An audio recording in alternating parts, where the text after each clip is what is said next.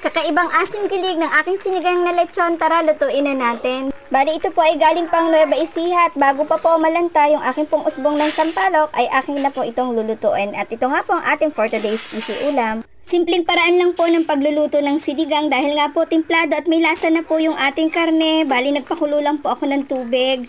Nung kumukulo na nga ay isa-isa ko namang ibinagsak yung pong gabi na magpapalapot po dito sa ating sinigang. Bali tinimplahan ko na rin po ito ng asin at nung malambot na nga po ay isinunod ko naman po yung ating natural na pang-asim, ang usbong po ng sampalok. Kakaiba po talaga yung asim na dala nito at pag natikman nyo po ito ay sigurado po akong uulit-ulitin nyo. Nakailang tikim nga po ako dito dahil napakasarap po talaga ng sabaw. At nung okay na nga po, isinunod ko na po yung okra at saka po yung siling haba. Any gulay naman po ay pwede.